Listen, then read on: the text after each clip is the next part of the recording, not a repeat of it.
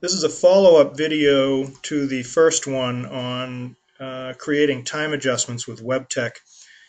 Did get some good feedback that these are helpful, so I am going to begin to put together a series of them. So any questions you have, you can send in an email, and I will try to keep these to 5 minutes so they're not too long. 10 minutes is a maximum for YouTube. So questions that came up with regards to submitting time. Earn time. You can submit your vacation time through here, and you should submit your vacation time through here. What you want to do is make sure that you select earned time. Earned time is vacation time, so this is the time you have built up that you would spend on a day off or half a day off. And very simply, put in the number of hours here, whether it's a half day, let's say it's a full day, you'd put in 8 hours. Select the date. Remember, this date is important. This date is the date on which the time is going to be allocated.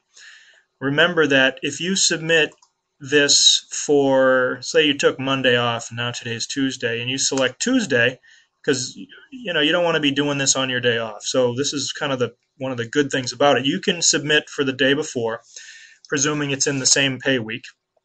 And so you've submitted for Monday, you put in the comment, I took the day off, and submit adjustment. Remember that the manager should approve it pretty quickly on the day, but even if he approves it the following day, the time will still be allocated as you direct. It's not as the manager approves. So if you're saying, hey, I got 8 hours of earned time on the 11/2, and he doesn't approve it till the 3rd, it gets allocated to 11/2, just as you direct.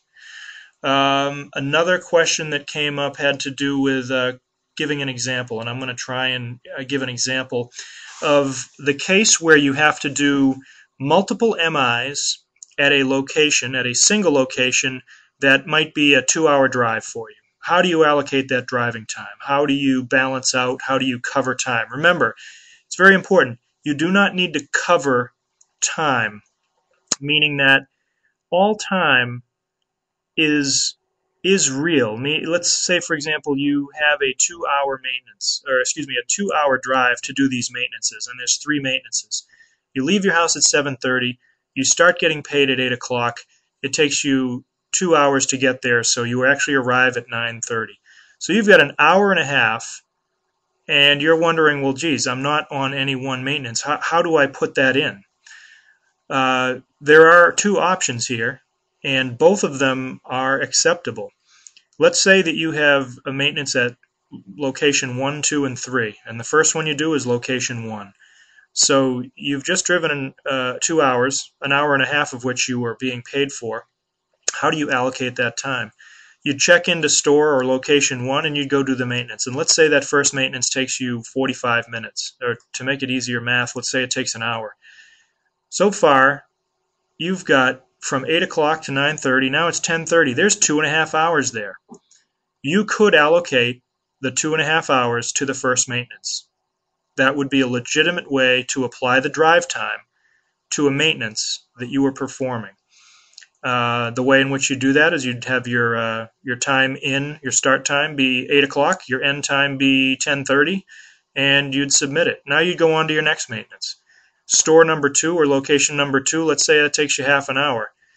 You put in 10:30 and you're done at 11. Store number 3 takes a half an hour. You put in 11 and you're done at 11:30. And then you're on to your job 4, let's say. And that drive time would be allocated to that job 4. So the example here says that you can allocate all the drive time to that first job. Alternatively, you could divide it up. And the way in which you do that would require you to do a little math in your head, and it's not necessarily easier to do, but you could say, well, geez, I got an hour and a half drive time. I'm doing 3 maintenances. I could make my first maintenance, 8 o'clock to 8. I'm gonna mess the times up. Let's say that it's 8 to 9, 9 to 10, and 10 to 11. So now it's broken up evenly. That would also be an acceptable way to divvy up those costs. And so that question of how to cover time, remember that as long as you think about it like this, you are simply allocating your payroll. You don't need to legitimately cover an hour and a half of drive time. The truth is, there's an hour and a half of drive time that has to be done. The technician is going to be paid for that time, and it is a legitimate cost that Tradewinds needs to understand, so that as we go forward and we look at the thousands of jobs we do over the year, we can begin to see which customers are costing us more for travel and which are costing us less. That helps inform our decisions going forward on how we price our contracts. So again, don't overlap your time. Make sure your times start and end. If, the job 2 should start where job 1 left off.